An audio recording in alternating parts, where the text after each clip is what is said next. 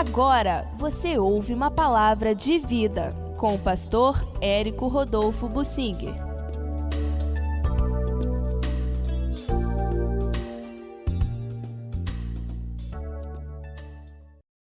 Eu quero trazer para você agora a consideração bíblica a respeito da epopeia de Neemias, ou o desafio que ele teve. Neemias era um jovem que cresceu no temor do Senhor. Provavelmente não se casou, era eunuco, era cativo. E lá no cativeiro ele se dedicou às coisas úteis, importantes, estudava a Bíblia, procurava ser fiel, conhecia os assuntos do seu país, ele se inteirava do que estava acontecendo no país e desenvolveu um espírito muito alegre. E com isso tudo ele ganhou a admiração dos nobres e por fim do próprio rei, que o adotou. O rei gostou muito de Neemias e se tornou um companheiro inseparável. Era o homem da extrema confiança do rei, o chamado copeiro, aquele que vigiava a vida do rei.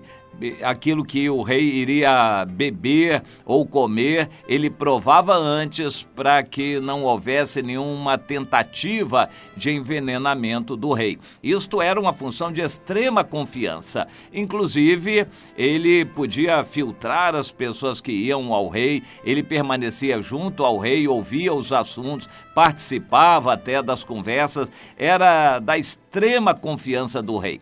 Mas ele tinha um coração na verdade, no Senhor, e pediu ao rei. Primeiro ele orou a Deus e pediu ao rei uma liberdade para ir viajar e visitar a cidade dos sepulcros de seus pais e poder fazer ali alguma obra de reconstrução. O rei era o grande de um imenso império. E como aquela cidade de Jerusalém destruída, deveria haver um monte delas. Mas o rei gostava do Neemias e deu a ele condições, deu a ele autorização, deu a ele autoridade para conseguir material, mão de obra, pessoas. O Neemias teve tudo o que precisava, inclusive até comida, suprimento de comida para poder estar ali exercendo aquela tarefa para a qual ele fora designado pelo rei. Primeiro, ele teve o interesse, o pedido, orou a Deus e foi pedir ao rei. O rei designando, aquilo se tornou uma ordem do próprio rei, reconstruir as muralhas daquela cidade. O Neemias sabia, estava bem atualizado a respeito do que acontecia. O templo já tinha sido reconstruído, mas a vida nacional não girava em torno do templo. Cada um desenvolvia sua própria atividade, buscando seus próprios interesses. O culto tinha pouca assistência. Os sacrifícios no templo eram muito pouco valorizados. A população judia que morava ali naquela região, na Judéia, não valorizava muito o culto e havia um desânimo generalizado. Deus já tinha falado através de profetas que não estava gostando daquela situação. Muitas experiências o povo tinha passado naquele retorno do cativeiro. Já estavam ali há várias décadas e nada de bom acontecia. Eles não caminhavam na direção de se unir, de ser um povo como Deus queria que eles fossem. O Neemias foi praticamente a última oportunidade dada por Deus para que aquele povo reassumisse o seu chamado, o povo de Judá reassumisse o chamado para ser o povo de Deus aqui na terra, povo sacerdotal para toda a terra, todas as nações. Para isto, eles tinham que estar unidos, desenvolver a sua comunhão com Deus e dali fazerem orações em favor de todos, inclusive do próprio rei que tinha pedido isto. Bom, o Neemias chegou lá e encontrou lutas e dificuldades de todo tipo, mas ele as enfrentou. Ele já era uma pessoa experimentada em política, em lutas, ele soube discernir, também teve da parte de Deus o esclarecimento para discernir as situações várias, perigos de fora, ciúmes, invejas, ataques, vaidade, etc. Ele discerniu os problemas internos, o que havia ali para dividir o povo uns contra os outros, e ele levou tudo aquilo num grande mutirão e em 52 dias reconstruíram as muralhas da cidade. Mas o Neemias sabia que não eram só as muralhas o problema não eram só as muralhas. E depois, muralhas reconstruídas, e agora? O que nós vamos fazer com uma cidade que tem muralhas e um templo no meio dela, mas não tem ninguém envolvido, não tem atividade nenhuma? Bem, o Neemias quis reorganizar a atividade da cidade, inclusive o comércio, respeitando o sábado, segundo a lei de Deus. Ele queria ver um povo ali na cidade de Jerusalém que estava cumprindo a vontade de Deus e que pudesse estar servindo no templo. Lá no final do capítulo 10, Neemias, a gente observa tomando providências com relação ao culto. Todos deveriam trazer os dízimos para os levitas estariam a serviço do templo, e os levitas levariam o dízimo dos dízimos aos sacerdotes, que também receberiam as ofertas das primícias e outras ofertas que a lei estabelecia. Os sacerdotes estariam em atividade. Levitas e sacerdotes, todos estariam em atividade. Mas e o restante do povo? Neemias teve que tomar outras providências. Vamos povoar a cidade, precisa de gente. Mas nós vamos viver de quê? Bem, cada um vai cuidar dos seus negócios, mas nós vamos consagrar um dízimo de pessoas para morarem em Jerusalém. De cada 10 pessoas numa família, uma vai ter que ir morar em Jerusalém, na capital. O Brasil passou por uma experiência interessante quando construiu Brasília. Brasília era um deserto, ninguém queria ir para lá, mas o governo mudou seus funcionários e houve estímulos financeiros para pessoas que quisessem ir. Hoje, Brasília é uma grande realidade e desenvolveu totalmente a região à sua volta. Mas no início, ninguém queria ir para Brasília.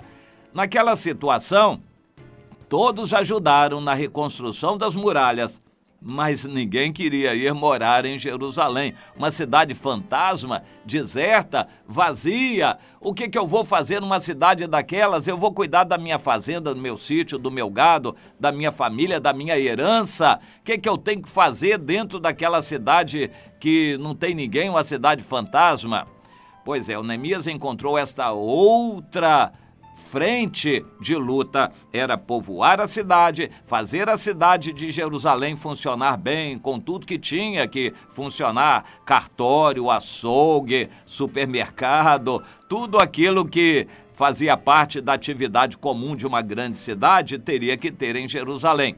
E Neemias organizou toda aquela atividade.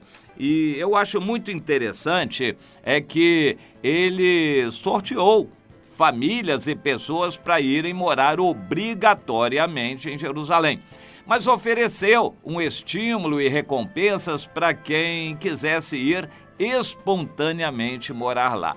Essa seria a melhor população, aquela gente que tivesse ido morar espontaneamente em Jerusalém.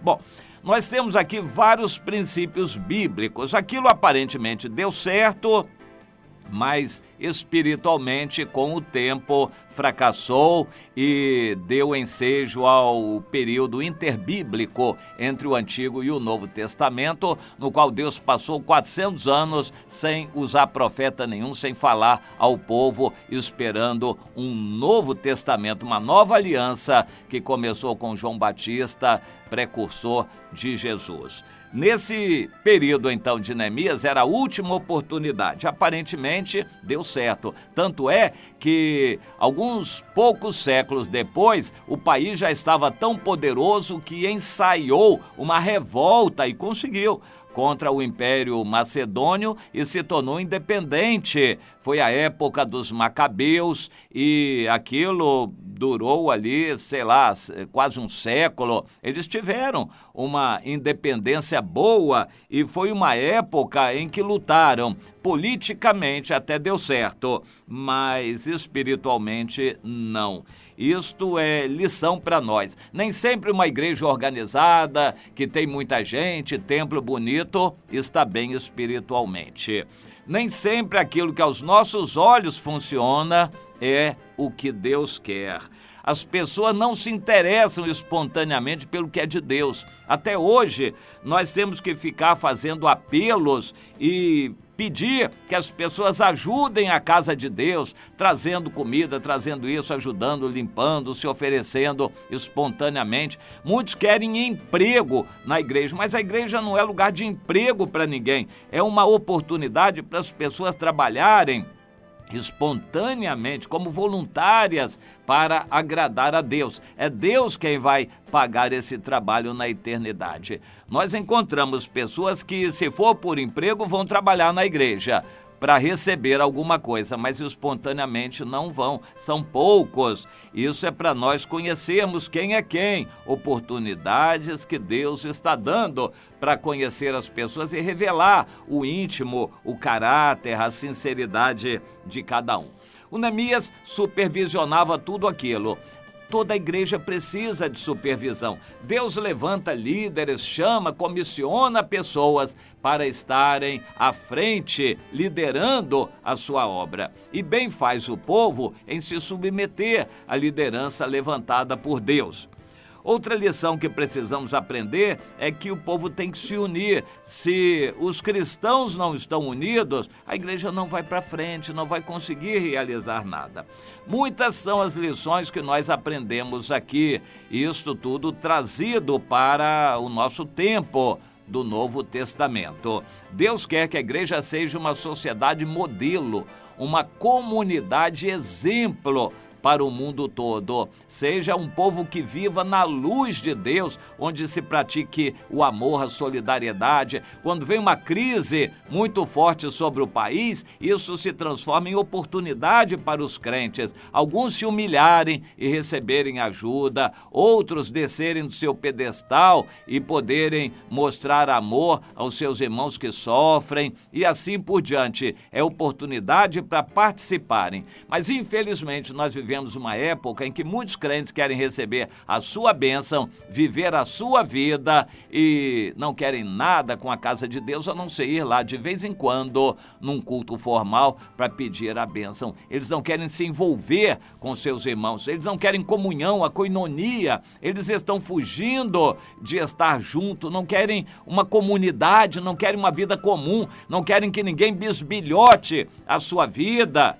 É isso o seu caso, meu irmão? Será, minha irmã, que você está tentando agir assim, usar a igreja apenas quando você precisa de vez em quando? Ou você está envolvida totalmente com os irmãos, com a vida da comunhão do povo de Deus? Você está envolvido, meu irmão, totalmente envolvido, fazendo parte da família de Deus, da igreja do Senhor? Analise a sua vida e pense nisso. Dificuldades sempre existirão, mas Deus espera que você se envolva com a família dele. Assim é que você vai estar ligado ao corpo de Cristo. E aí tem garantia, no meu entender, de subir com o Senhor, se você estiver ligado ao corpo de Cristo.